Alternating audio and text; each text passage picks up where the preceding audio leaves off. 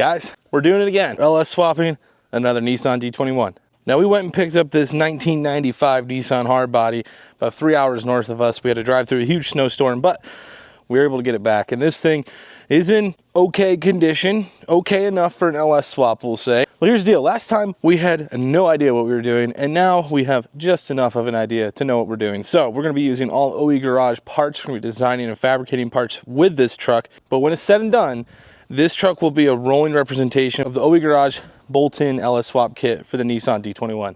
Now, it snowed like 10 inches 2 months ago, and it's been absolutely freezing, like 0 and negative ever since. So this is 2-month-old snow, but we got to get this off this thing so we can start working on it. Winter at this point is not going to wait. It looks like it's going to be a cold winter for us. So we got to start working on stuff when it's freezing, and it includes if it's in the snow. So we're going to get the snow off this thing so we can pop the hood. I'm going to show you the first thing we're going to get going on and make it really easy to do the rest of the uninstall and reinstall of the LS driveline. So let's get to it. Oh. New York car enthusiast, man. This is not the radiator we're going to be using. This was just in here for some dimensional fit up. Get this out.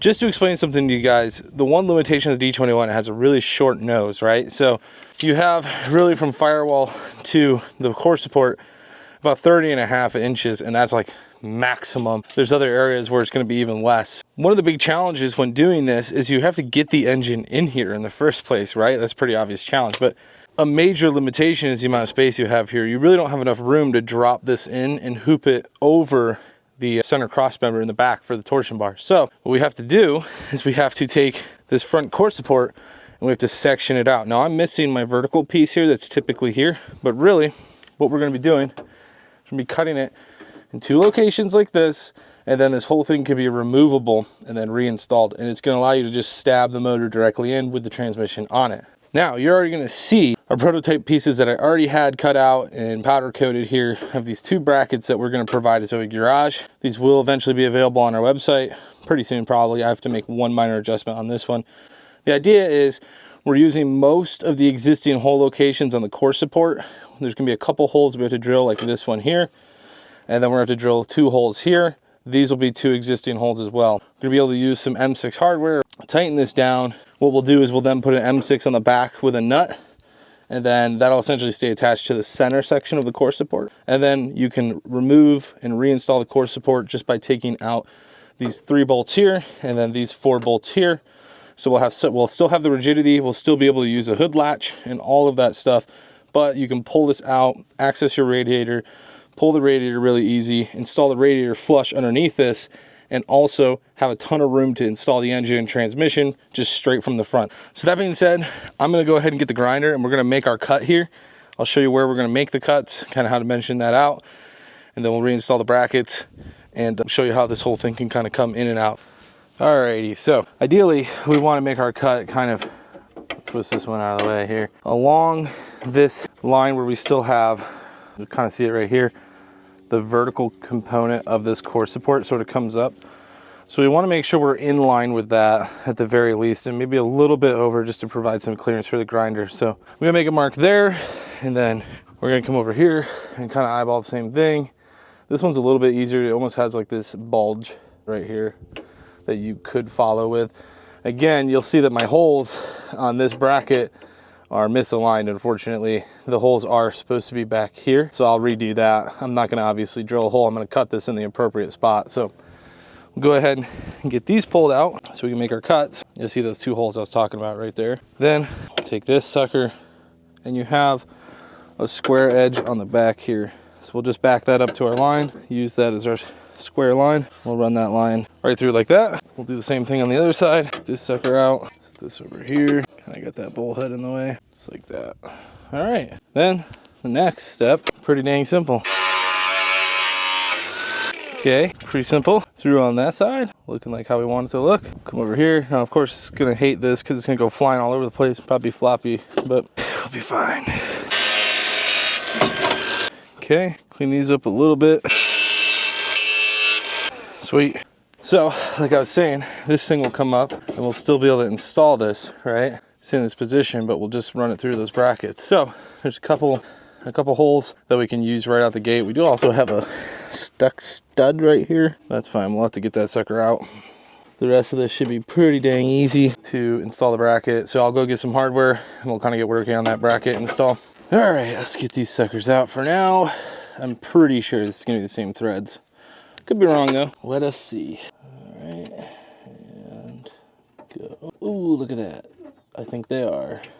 Cool. All right, so the way I'm gonna do this, it's gonna be a little tougher on this side. I should have drilled the holes before I installed it, but that's kind of on me. Little mistakes get you every now and then. So our bracket will go in like this. Now in these ones, we already have our threaded holes, so we can just run these down nice and simple, right? A little crusty. And remember, these holes are in the wrong spot on this. Ideally, they would be back where these other ones are. And I will make that adjustment. Right now, we're just kind of doing this for fit up for you guys to see. I'll replace this plate. I'm not gonna sit here and drill this one out more because then we're just making it weaker. I still want this to function as a core support, right? So, okay, so we'll get that in there like that. Go ahead and knock it down. Okay, there's one. And then rinse and repeat on this side. Again, this one, you're gonna have an existing hole that we're gonna put a nut on, and then we're gonna have 2 threaded holes here. We have one with the thread broke off in it, so we're just gonna start with this one. And that doesn't feel beautiful, I'll tell you that much. We can force her through. Yummy.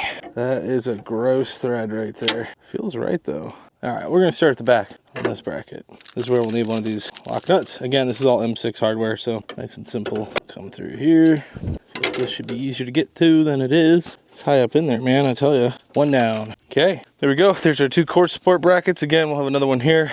We'll re-drill these holes so you have 2 in this location. All right, now we gotta get this sucker up there and partially mounted so we can drill it. I should not have cut it before drilling it, but oopsie daisies. I'll figure that out. So come up here and we'll have 2 locations. Our main one is gonna be this one that we're gonna start with, that we can put a bolt in with a nut. Okay. It's fairly tight right now. And then this one, we are gonna have to drill. Go get you a drill bit. Okay, if I could just get this to stop walking. Nice. There we go. So that's pretty solid. Tight as can be. Okay, now that we have our core support set up where we can remove it, we're gonna go back in the garage and I got something to show you guys. All right, so here we have it. This is a 2003 6-liter out of a 2500 2-wheel drive hooked up to a 4L80 transmission, which is kind of like the ultimate combos. Both of these are super solid in the aftermarket world. I think the donor truck had like 70-something thousand miles on it. So these are really good picks for us. We got them for really cheap, which is awesome.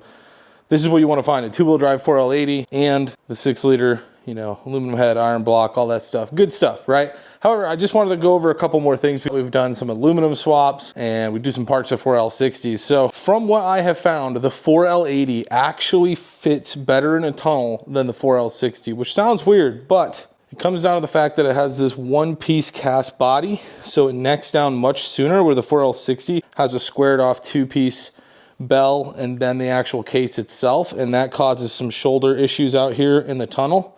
The other thing is the 4L60 has the shift solenoids and stuff like that on the right side here, and that actually pushes right into the tunnel, where this is all kind of internal and low and keeps it out of the way. So interesting fact, for all these mini truck swaps, the 4L80 seems to be better fitting than the 4L60, which is a bonus because the 4L80 is better performing than the 4L60. And now currently, if you look on our website where we have 4L60 D21 LS swap mounts, we are going to put the 4L80 one up. I just have to design it for this one here. Once I have that design complete, that'll go up on the website as well. A couple other questions that come up when you're doing LS swaps in these mini trucks.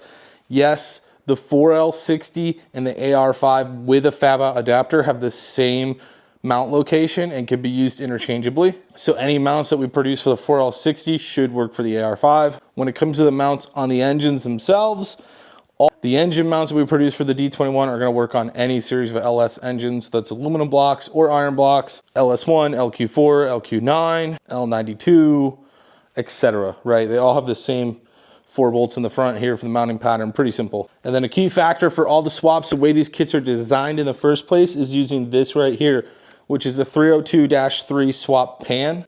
You can either get those from Holley for about $400, or you can get them on Amazon for less than $200. And I'm pretty sure they're the same exact thing.